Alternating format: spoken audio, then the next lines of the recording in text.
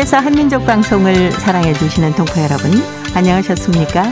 보고 싶은 얼굴, 그리운 목소리, 이소연입니다. 김장철입니다. 찬바람이 불기 시작하면 한국의 주부들은 김장 채비를 하는데요. 이미 김장을 한 댁들도 있을 테고요. 아직 안 한 분들도 계실 겁니다. 동포 여러분께서는 아마 김장 다 하셨을 것 같아요. 근데 요즘에는 김장을 하지 않고 사서 먹는 분들도 꽤 많더라고요.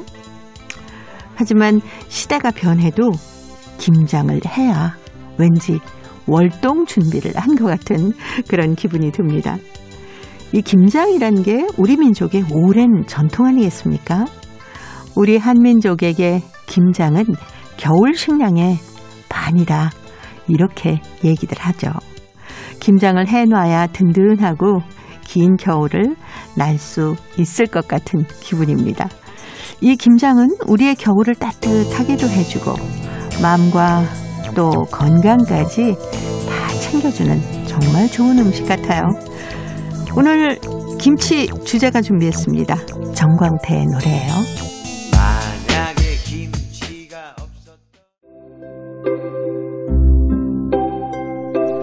동포 여러분의 편지 사연으로 함께하는 시간, 행복우체통입니다. 화요일에 행복우체통, 홍익대학교 글로벌 경영학과 전춘화 교수님과 함께하는 날이죠. 어서 오세요. 안녕하세요.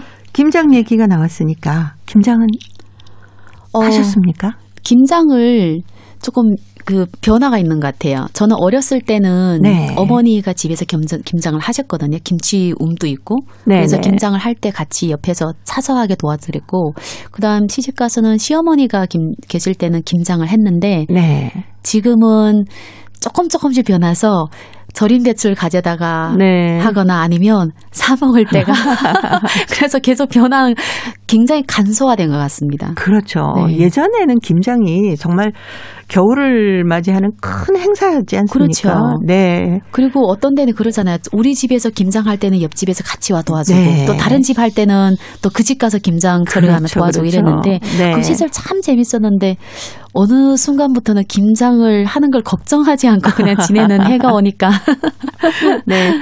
저도 이제 이번 주말에 절임 배추를 주문을 해다가 그냥 집에서 손쉽게 속만 좀 만들어서 할까 생각 중이거든요. 요즘은 아마 김장을 그렇게 하신 분들 더 많은 것 같은데요. 오히려 한 70대 이상이거나 80대 이제 어르신 계신 집은 김장은 손맛이다 이래서 절임부터 하시는 분들은 괜찮은데 그러지 않고는 거의 다 이제 절임 배추 사다가 근데 절임 배추 사다가도 하는 일이 꽤 있더라고요. 보니까 속을 다 이제 또 하셔야 되잖아요. 속을 다 이렇게 뭐 채를 예전처럼 써는 게 아니라 그냥 다 채칼에 밀어서 만드니까 조금만 수고를 하면은 이제 나만의 김치를 만드는 거잖아요.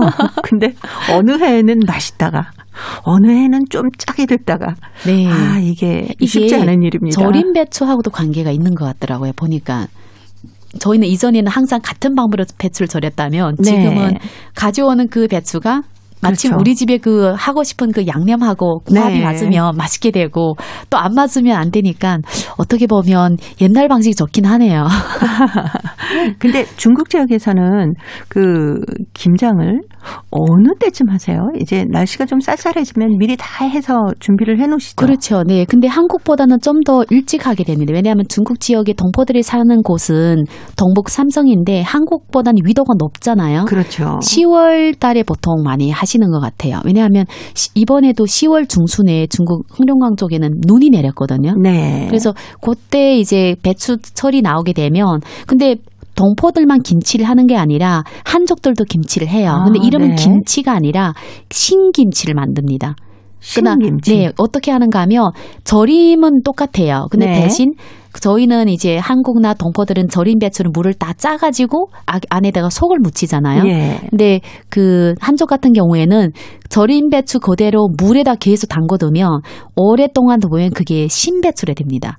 배추가 완전 신맛이 되거든요. 네. 중국어로 酸차이라고 하는데 요 신배추를 잔뜩 이렇게 쌓아놓고 겨울철에 고기랑 볶아 먹고 뭐 국도 해 먹고 그리고 뭐 그 당면이 있잖아요. 그거랑 네. 같이 볶거나 국 해 먹고 이럽니다. 네. 그렇군요. 그럼 무슨 맛에 먹을까요? 신맛을 그걸 끓이며 네. 굉장히 시원해요. 네, 동포 여러분께서는 김장 어떻게 하셨고 또 어떤 김치 요리를 만들어 드시는지도 참 궁금하네요.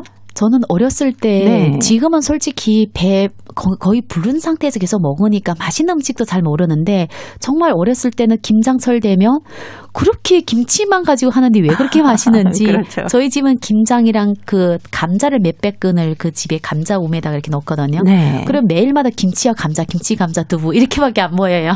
근데 그래도 그렇게 다양하게 요리가 나오더라고요. 네, 그렇죠.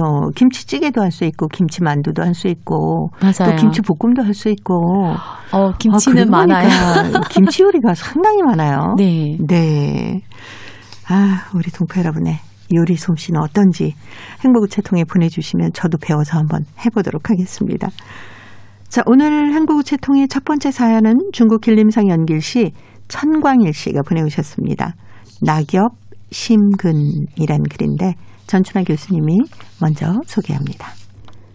얼마 전 산동 청동에 살고 있는 우리 천씨 가문이 몇몇 지인들이 지금 중국에 살고 있는 종친 사업을 어떻게 할 것인가를 함께 연구 토의하자며 요청을 했다.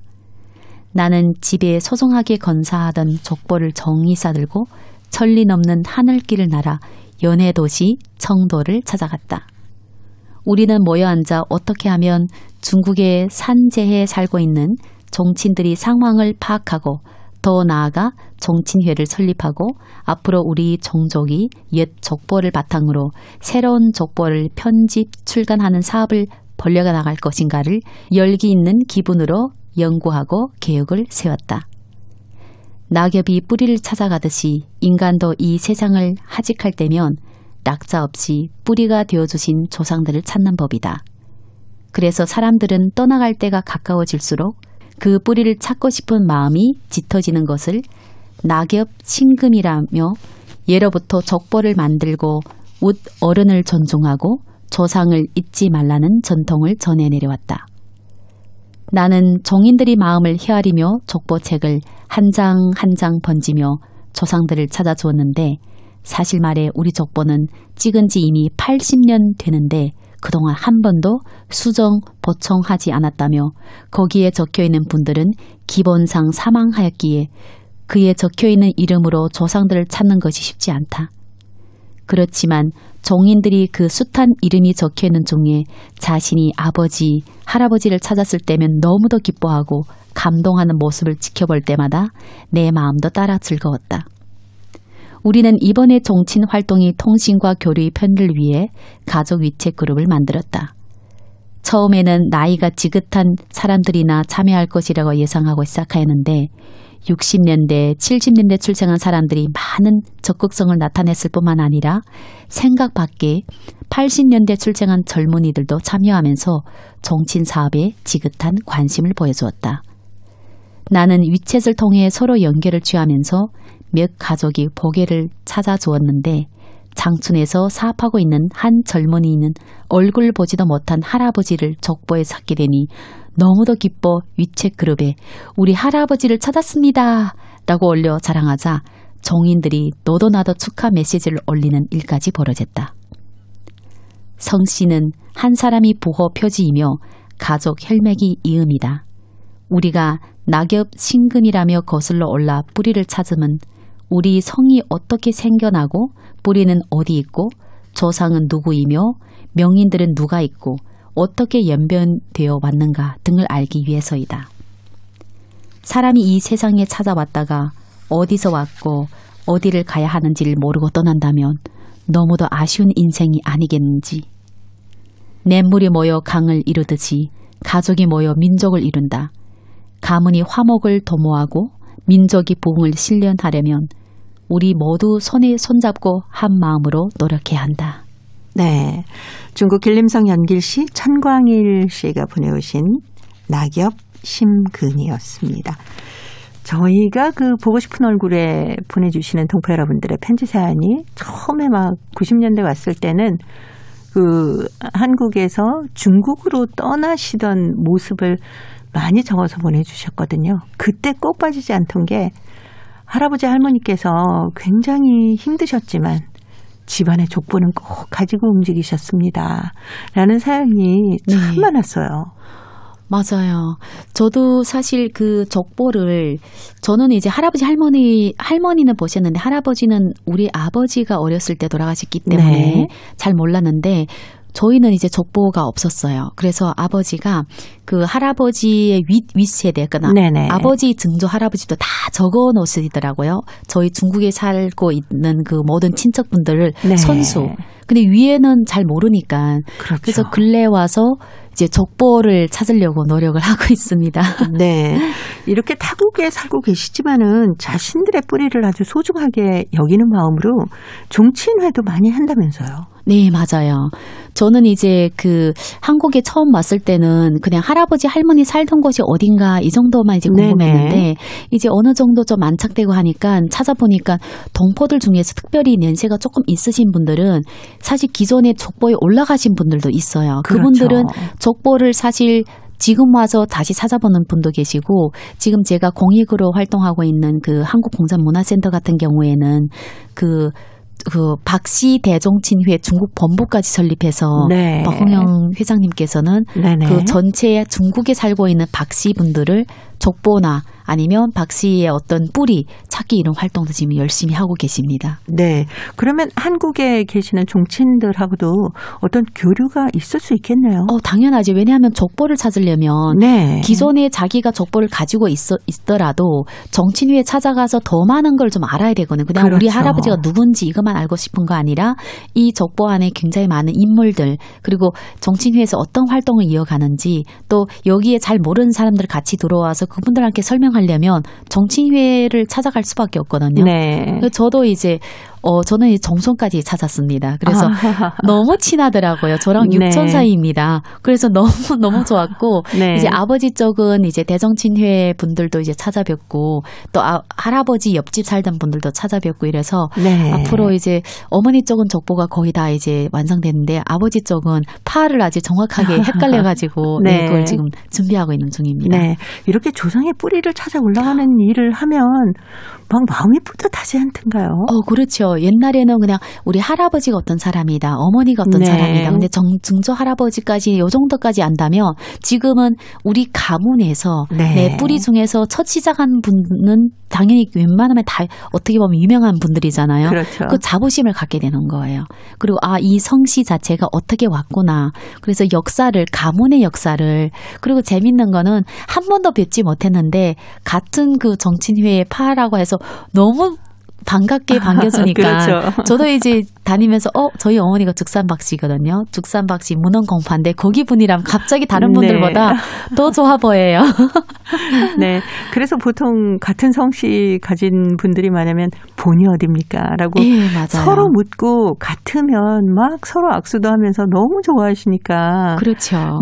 뿌리 찾기가 이렇게 중요한 거구나라는 걸 느낄 수도 있고 사실 다시 족보를 만든다는 게 쉬운 일은 아니지 않습니까? 그렇죠. 왜냐하면 사람들이 많이 흩어져 살았고 또 그 윗세대가 사실 돌아가신 분들이 많잖아요. 그리고 이전에는 보면 중국 가서 개명을 하신 분들이 의외로 많습니다. 그렇죠. 저도 찾으면서 보니까 이름을 이제 바꿨더라고요. 그리고 아니면 그 음력을 한자가 다르게 쓰신 거예요. 그러다 보니까 찾는데 좀 애먹는 그 기억이 납니다. 사실 젊었을 때는 생활하기 바빠서 뿌리 찾는 거 좀 천천히 하지라고 생각합니다만은 좀 천광일 선생님처럼 나이가 좀 드신 분들이 이렇게 앞장서서 너의 조상은 어떤 분이시고 어떤 좋은 일을 하셨고 이런 훌륭한 분이 계시다라고 가르쳐주는 것만으로도 자긍심도 느끼고 살아가는 데 힘이 되지 않을까 싶어서 저는 적극 찬성합니다. 왜냐하면 이런 정치인회 활동은 젊은 사람들은 열정을 가지고 참여를 할 수 있는 정보가 없습니다. 네. 그래서 항상 그 지역에 오랫동안 살던 어르신들이 사실 문서 기록은 없어도 이분이 말씀으로 얘기를 듣는 게 그게 전해 내려오는 게 어떻게 보면 또 뿌리 찾기에서 굉장히 중요한 역할을 하거든요. 그래서 저는 이제 지금 이 활동에 참여한 지 한 4년 좀 넘었는데 네. 정말 많은 무덤도 가보고 예전에는 사실 이렇게 묘지나 그런 데 가면 조금 무섭거든요. 이제 어떻게 보면 시체도 있다 하는데 지금은 그게 아니라 막 너무 궁금한 거예요. 네. 그래서 이 사람 어떤 이야기가 있고 우리 집은 아니라도 굉장히 많은 관심을 가지고 가서 보는 거죠. 네. 자, 천광일 선생님이 보내주신 낙엽 심근 덕분에 우리도 오늘 뿌리 찾기가 이렇게 즐거운 일이고 보람 있는 일이구나 하는 것을 다시 한번 느낄 수 있었습니다. 이선희가 불러줍니다. 나 항상 그대를.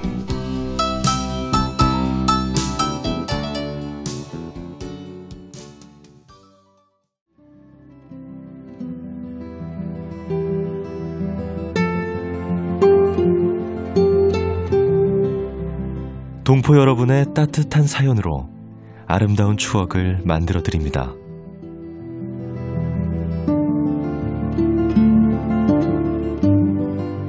보내실 곳은 대한민국 서울특별시 영등포구 여의공원로 13 KBS 한민족방송 보고 싶은 얼굴 그리운 목소리 담당자 앞이고요.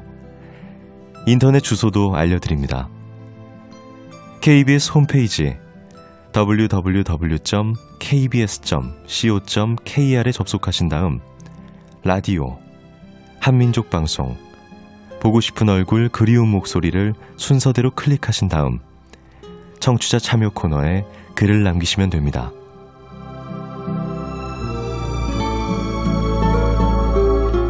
정다운 이야기와 아름다운 음악이 있는 보고 싶은 얼굴 그리운 목소리, 동포 여러분과 늘 함께하겠습니다. 화요일의 행복우체통 홍익대학교 글로벌경영학과 전춘아 교수님과 함께하고 있습니다. 오늘 두 번째 사연이 중국 산둥성 연태시에서 이화실 씨가 보내왔습니다. 물보다 진한 동포 사랑이란 글인데요. 제가 소개해드릴게요.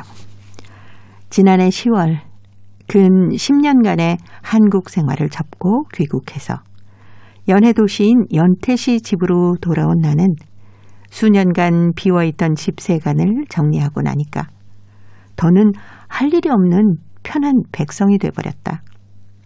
한두 달 지나니 너무 편한 것도 몸이 건조해졌다. 연태시는 내가 퇴직 후에 마련한 새 거주지인데 집만 덩그머니 사놓고 그동안 한국에만 있다 보니까 막내 시동생 외에는 이곳에 사는 조선족 사람들을 알 수가 없었다. 유유상종이라고 조선족이 그리워졌다. 우여곡절 끝에 올 3월 연태시 조선족 예술단에 가입을 해서 3월 말부터 매주 2번 모여서 춤을 배우기 시작했다. 한참 재미나게 활동에 참가하고 있던 어느 날 부주의로 삐걱한 오른쪽 무릎이 시름시름 아프기 시작했다. 나는 대수롭지 않게 여기고 계속 춤 연습에 다녔는데 시간이 지날수록 통증이 심해졌다. 남편의 성화에 못 이겨 병원에 가서 엑스레이도 찍었다. 퇴행성 관절염에 무릎 연골 반월판이 조금 찢어져서 물이 차서 당분간은 안정적인 휴식이 필요하다는 진단이 나왔다. 나는 아연 실색하고 말았다. 고향을 떠나 낯설고 물서른 타지방 연태에서 조선족 예술단에 가입하고 친구도 사귀고 정도 쌓으면서 새로운 고향 이야기를 만들어 가려고 했는데 뜻과 달리 몸이 안 따라주니 쿨컥쿨컥 울기도 여러 번. 심사숙고 끝에 예술단에서 나오기로 마음을 먹었다. 근데 생각밖에 나의 상황이 예술단에 전해지자 위로의 문자와 전화가 끊임이 없었다. 김계순 씨는 본인 먹으려고 무릎 관절에 좋다는 동충하초 5,000원어치를 사다가 다른 약재와 섞어서 담근 귀한 약수를 보내왔고, 김정복 단장은 예술단 비용으로 구입한 단체 무용복 한 벌을 내 몫으로 보내왔다. 모두들 나의 복귀를 기대한다면서 나에 대한 격려를 아끼지 않았다. 솔직히 내가 예술단 활동을 시작한 지는 불과 한 달 남짓. 아직 이름도 잘 분간 못하는 상황인데 이렇게 한결같이 관심을 주니까 가슴이 뭉클해져서 한민족의 따뜻한 동포애가 훈훈하게 피부에 와 닿았다. 연태시의 조선족은 절대 다수가 개혁 개방 이래 사면팔방에서 모여온 이주민들이다. 그들은 민족적 일체감과 동질성으로 자연스럽게 뭉쳐서 각종 활동을 진행을 하고 있는데 21명의 5, 60대 여성들로 꾸려진 연태시 조선족 예술단이 바로 그 중에 한 단체이다.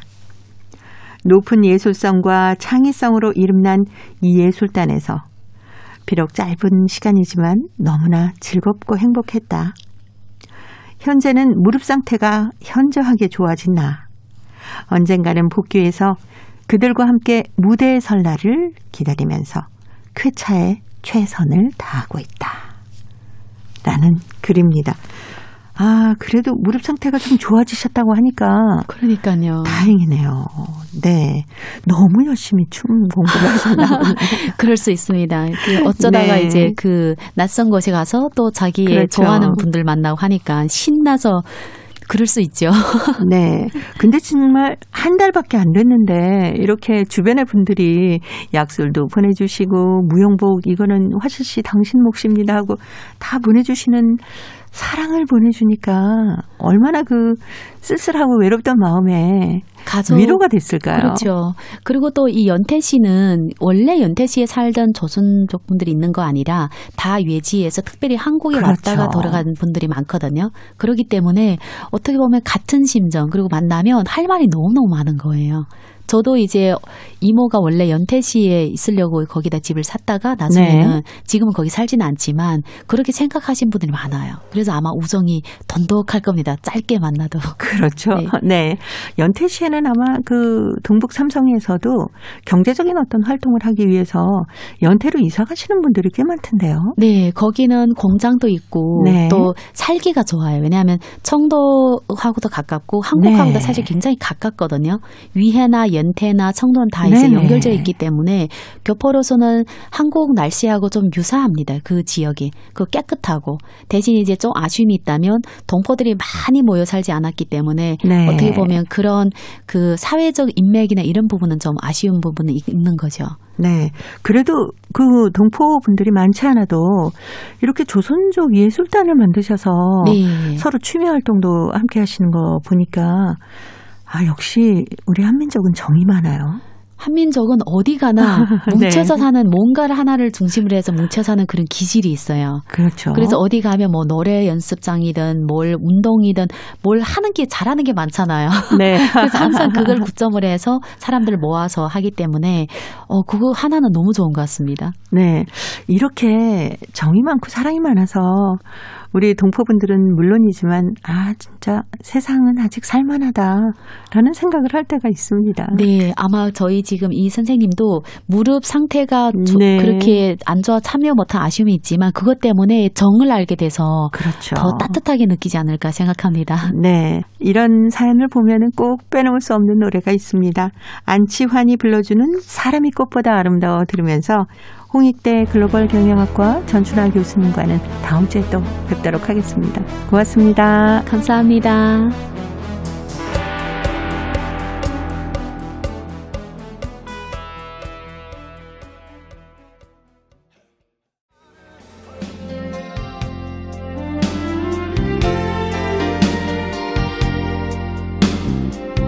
KBS 한민족 방송은 7천만 온결어의 꿈을 담습니다. 지구촌 곳곳으로 뻗어나간 한민족의 중심 채널 KBS 한민족 방송은 더 나은 미래를 위한 초석이 되고자 합니다. 여기는 대한민국 서울에서 보내드리는 KBS 한민족 방송입니다. KBS 한민족 방송 보고 싶은 얼굴 그리운 목소리 함께하고 계십니다. 동포통신원들과 전화를 연결해서 여러분 계신 곳에 새로운 소식을 듣습니다. 통신원 리포트인데요. 오늘은 중앙아시아 카자흐스탄과 러시아 사할린 지역의 소식 준비했습니다. 먼저 카자흐스탄의 김상욱 통신원 만나보도록 하겠습니다. 김상욱 통신원 안녕하셨습니까? 네, 반갑습니다. 안녕하세요. 네, 반갑습니다. 카자흐스탄에서 동해하고 독도를 홍보하는 태권도 대회가 열렸다면서요? 네, 주 알마티 중앙사업의 태권도 대회를 통해서 현지의 독도와 또 우리 동해 바다를 홍보했습니다. 사실 이번 태권도 대회는요, 코로나 팬데믹으로 2년 가까이 사실 모든 행사가 중단된 이후에 이제 처음 첫 개최된 태권도 대회였습니다. 그래서 대회 개최 그 자체만으로도 의미가 있었고요. 또 오랜만에 열리는 대회라서 카자흐스탄 태권도 선수들의 큰 기대와 또 관심을 주목을 받았습니다. 네. 실제로 한 200명의 선수들이 참가해서 아주 큰 성황을 이루었습니다. 그러니까 이제 지난달 28일 알마티에 있는 국군체육부대 실내 체육관에서 이번 대회가 열렸는데요. 네. 카자흐스탄의 이제 5개 주 출신 대표 선수들 200명이 참가했습니다. 이번 아시다시피 팬데믹으로 인해 가지고 관중은 사실 많지 않았습니다. 네. 하지만 경기 시간을 제외하고는요, 선수들을 또 관계자들이 다 마스크를 착용했고요. 또 응원하러 나온 이제 가족들이나 선수들도 이제 전부 사회적 거리두기를 지켜가면서 대회 관람을 하였습니다. 대회 개막식에서는 이제 카자흐스탄 국가 그리고 우리 대한민국 애국가가 동시에 순차적으로 이제 울려 퍼졌고요. 네. 그리고 그 이후에 선수들은 본 대회 이제 본격적인 대회에 들어갔는데 이제 평소에 익힌 태권도 기술들을 또 선보이면서 각자 실력을 겨루었습니다. 주최 측은 대회장에 이제 또 독도와 동해 홍보 부스를 마련을 했고요. 네. 선수단과 또 응원원 가족들, 참관객들에게 독도에 대한 일본의 거짓 주장들에 대해서 또 그런 걸 밝히고 올바른 또 독도와 이 동해에 대한 정보들을 제공해 주었습니다. 또한 이번에 동시에 이제 우리 한국산 마스크와 또 이 예쁜 이니셜이 들어간 티셔츠들을 참가한 어린 선수들에게 나눠줬는데요. 아주 매우 인기가 좋고 큰 호응을 얻었습니다. 네, 참가한 선수가 200명이나 된다라고 말씀하시는 거 보니까 이 카자흐스탄의 태권도가 상당히 많이 보급되어 있나 봐요. 예, 맞습니다. 거의 동네별로 태권도 도장이 다 있습니다. 네. 비단 알마티가 아니라 지방을 가더라도요, 태권도 도장이 없는 곳이 거의 없습니다. 네. 네, 그만큼 상당히 많이 보급되어 있고요.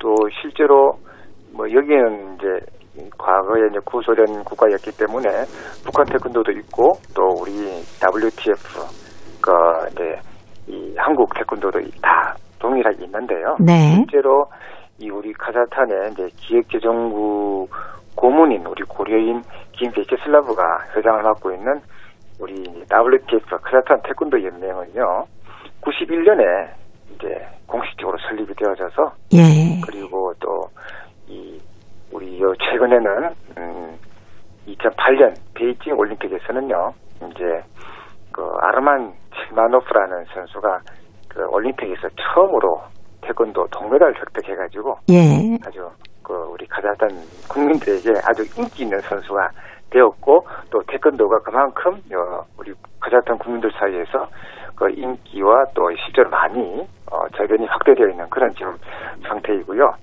또 실제로 우리 여기 태권도 수련생 같은 경우에는 지금 카자흐스탄에 한 2만 명의 공식적인 태권도 수련생이 있고요. 네. 그 수가 해마다 늘어나고 있습니다. 네, 아주 가슴 뿌듯한 소식이었습니다. 카자흐스탄 소식 오늘 여기까지 듣겠습니다. 김상욱 통신원, 좋은 소식 잘 들었습니다. 네, 감사합니다. 네, 고맙습니다. 이어서 러시아 사할린으로 가보겠습니다. 배순신 통신원 만나보겠습니다. 배순신 통신원 안녕하셨습니까? 네, 안녕하세요. 반갑습니다.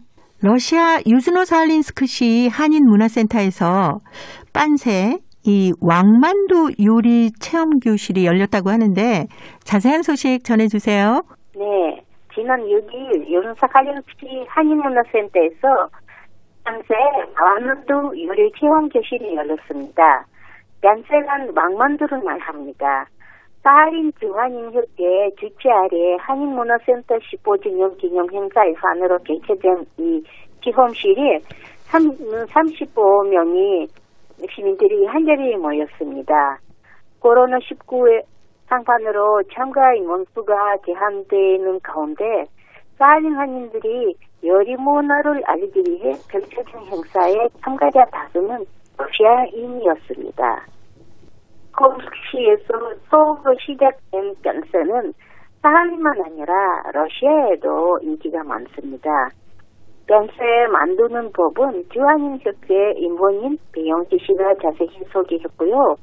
배영기 씨의 설명에 따라 요리 체험실 참가자들이 먼저 빤세 속을 만들고 반죽 발효도 직접 해보았습니다. 네, 참가한 분들의 반응은 어땠습니까? 참가자들은 처음에는 이 어린이가 뭘 가르쳐줄 수 있을지 의아해했는데 뜻밖에도 한두 번 해본 솜씨가 아닌 걸 보고 깜짝 놀랐습니다. 니콜 학생이 너무 이쁘게 비교 어른들은 계속 니콜에게 도움을 요청했습니다. 이날 요리 체험실의 분위기가 참 좋았거든요. 빤세를 만들며 사람들은 어린아이들처럼 기뻐하고 맛있는 빤세를 시식할 때는 만족함과 즐거움으로 웃음을 주고받으며 빤세를 맛보았습니다. 행사 진행을 통해 주한인협회의 여성 임원 팀의 팀워크가 돈독하고 크다는 걸 다시 느꼈습니다. 네, 러시아 살린 지역의 소식 여기까지 듣도록 하겠습니다. 배순신 통신원이었습니다. 소식 잘 들었습니다. 네, 고맙습니다. 네, 고맙습니다. 유즈노살린스크시에서 한인문화센터 15주년 기념 행사의 일환으로 이 빤세 왕만두 요리 체험 교실이 열렸다고 합니다.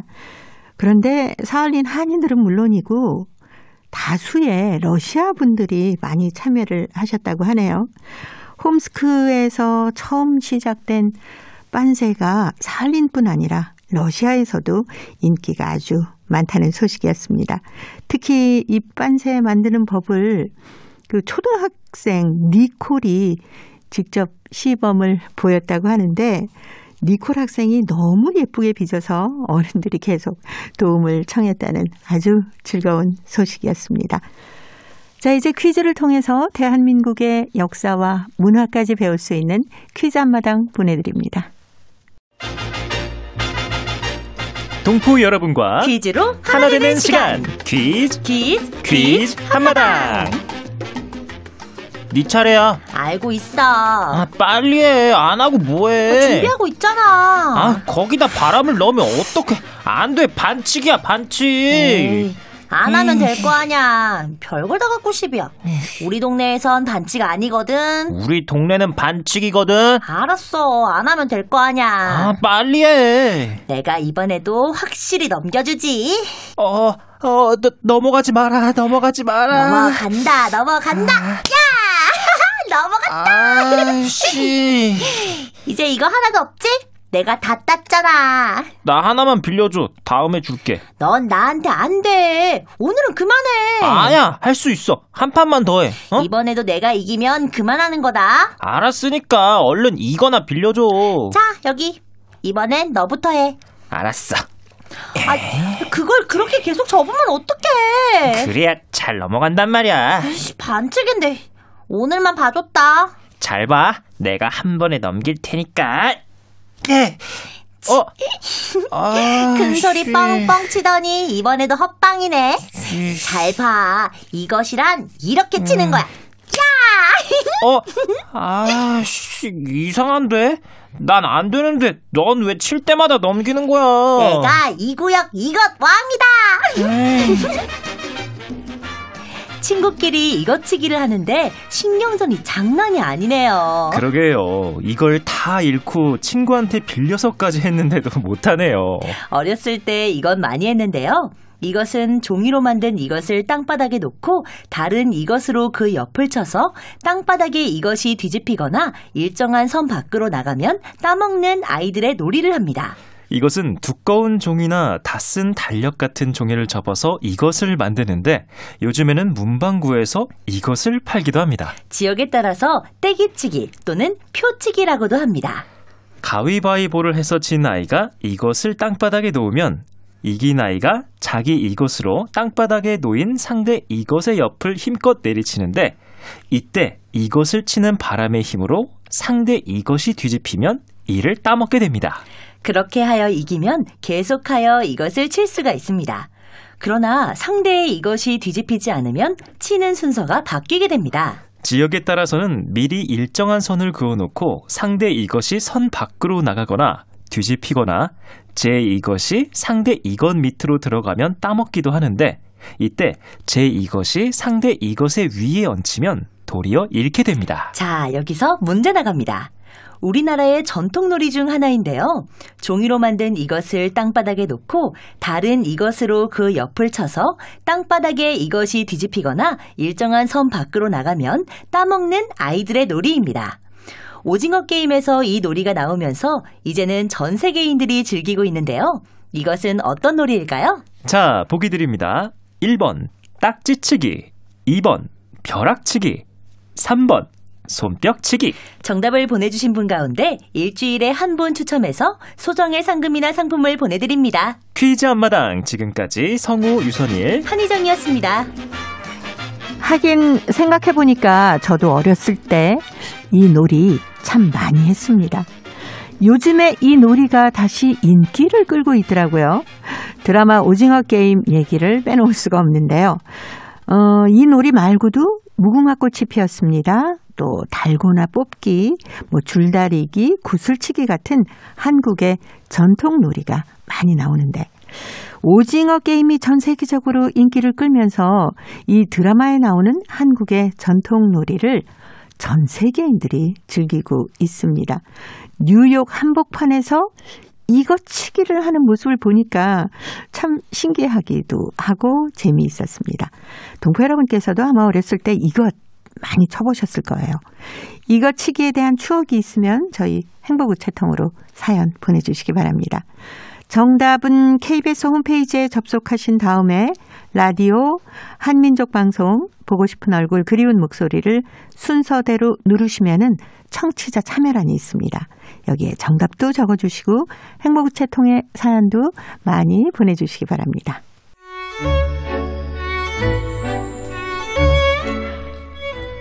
고려인들의 역사를 재조명하고 그들의 삶의 애환을 살펴보는 시간, 고려인 이야기.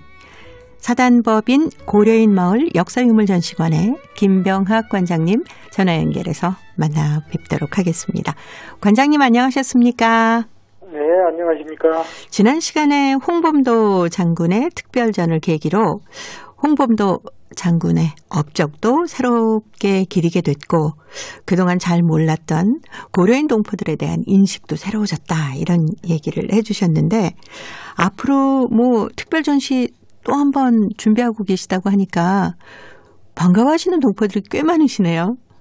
그렇습니까? 네. 네. 그러면 더욱더 준비를 잘하고 또 꼼꼼히 자료도 점검하고 네. 또 홍범도 장군을 위시해서 우리 고려인 전체의 어떤 항일 독립운동 이런 부분을 좀 더 거시적이고 또 세부적으로 들어가서 좀 미시적으로 서로 종합적으로 교차해서 살펴볼 수 있도록 네. 저희가 조금 더 꼼꼼히 준비를 해야 될 것 같습니다. 어깨가 무거워지네요. 네, 그렇지 않아도 국내에는 홍범도 장군에 대한 어떤 자료 같은 게 거의 없지 않습니까? 근데 관장님께서 가지고 계신 것만 봐도 좀 의미가 남다를 것 같아요. 그럴 것 맞습니다. 사실은 제가 어떻게 보면 운이 좋다고도 볼 수 있지요. 홍범도 장군 관련 유품이 굉장히 희소한데 저는 어떻게 해서 또 홍범도 장군 관련 유품을 또 좀 가지고 있어서 네. 그런데 이것을 제가 더욱더 정말 이게 뜻이 있는 걸로 생각하고 더욱더 소중히 여기고 이것을 잘 살려서 또 널리 알리고 모든 사람들이 공감할 수 있도록 해야 되겠다는 생각을 지금 하고 있습니다. 어깨가 네. 무거워집니다. 홍범도 장군의 생애나 업적 중에서 잘 알려지지 않는 부분도 있겠죠? 예, 있습니다. 지금 우리에게 잘 알려지지 않은 부분이 홍범도 장군 하게 되면 우리가 1920년 6월에 봉오동 전투, 그해 10월에 청산리 전투, 그리고 1922년 10월 25일까지 연해주 일대에서 전개된 시베리아 내전 기간에 홍범도 장군이 우리 항일 독립운동 부대들을 이끌고 독립운동을 한 이 행적들까지는 비교적 잘 알려져 있습니다. 사료도 풍부하고요. 네. 그것은 일본 측에서도 기록을 많이 했고 또 소련 측에도 또 기록이 남아있고 이 고려인들 속에서도 각종 증언이나 이런 게 남아있어서 이런 부분은 비교적 조명이 돼 있고 또 그 이전 생활도 우리 국내에 또 어느 정도 조명이 됐는데 일본군이 시베리아에서 철병한 후 그러니까 1922년 10월 25일부터 고려인 강제 이주 이전까지 1937년까지 네.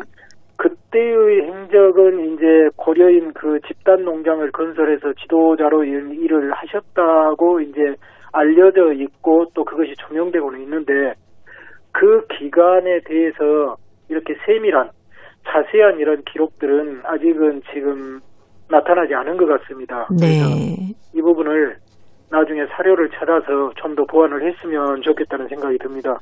네. 혹시 그 현재 고려인 동포들은 그런 자료들을 좀 갖고 계신 분이 없을까 궁금하기도 합니다. 고려인들은 갖고 있지 않고요. 왜 네. 그러냐면 첫째로 우리 고려인들은 1937년에 강제 이주되면서 네.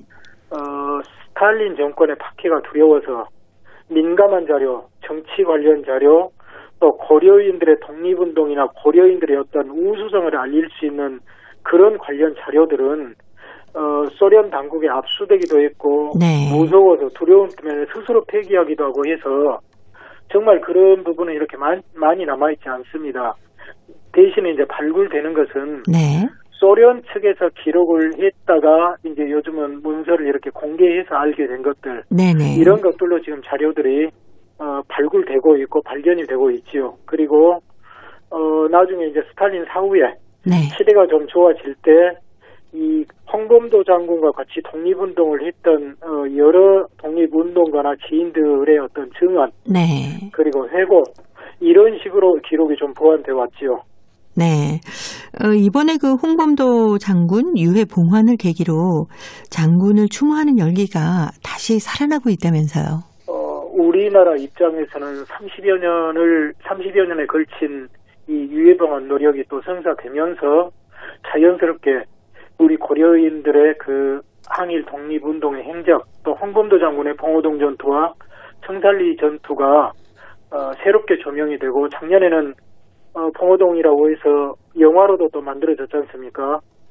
이런 과정에서 새롭게 우리 조상들의 항일 독립운동에 대해서 조명이 됐고 또 그 과정에서 많은 분들이 거기에 우리나라의 독립을 위해서 헌신했던 분들에 대해서 추모하는 이런 열기가 우리나라에도 조성이 됐고 또 고려인들 입장에서는 홍범도 장군이 유해 봉환이 되면서 자연스럽게 고려인들의 정신적인 지주였던 자신들의 어떤 아버지 같은 그런 분의 유해를 다시 그들이 말하는 역사적인 조국 대한민국으로 봉환하면서 다시 홍범도 장군을 새롭게 조명하고 그분을 이렇게 추모하는 그런 움직임이 형성이 됐고 지금 이 움직임들이 카자흐스탄에서는 홍범도 장군이 있었던 묘역의 공원 조성이나 묘역 단장 이런 운동으로 지금 이어지고 있는 것 같습니다. 네. 그리고 고국에서는 또 홍범도 장군로가 명예도로로 지정이 되지 않았습니까? 예, 저도 정말 그 뉴스를 보고 깜짝 놀랐는데요. 네. 정말 너무나 반가웠습니다. 이 대전 희원충원 입구에서 희원충원역까지 2km의 그 거리를 네. 홍범도 장군로로 지정을 하고 지난 10월 19일에 그 개막식을 했죠.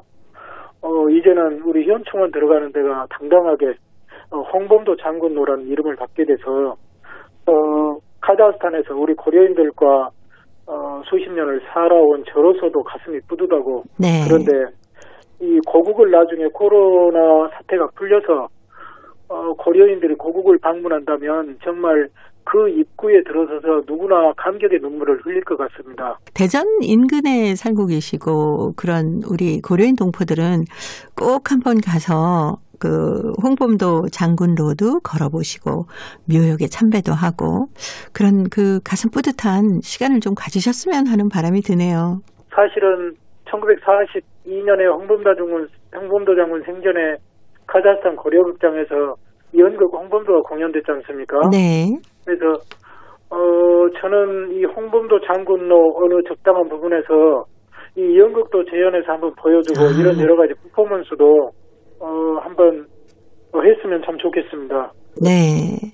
앞으로도 홍범도 장군에 대한 연구가 많이 이루어지고 재조명할 수 있는 작업들이 더 많이 돼야 할 텐데 관장님께서는 어떤 생각을 갖고 계신지 궁금합니다.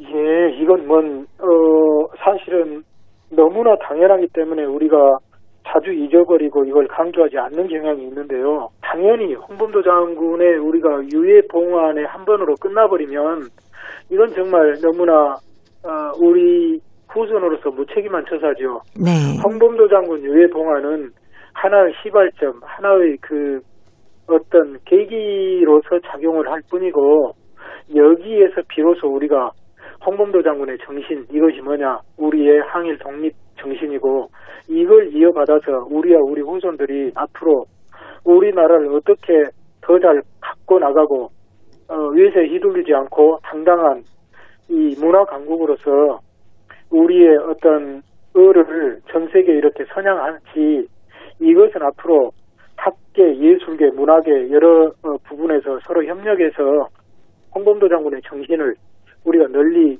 기리고 선양해 나가야 되겠죠. 네. 자, 고려인 이야기 오늘도 사단법인 고려인 마을 역사유물전시관의 김병학 관장님이었습니다. 좋은 말씀 잘 들었습니다. 네, 감사합니다. 네, 고맙습니다. 신형원이 불러주는 터 들으면서요. 저도 인사드리겠습니다. 함께해 주신 동포 여러분 고맙습니다.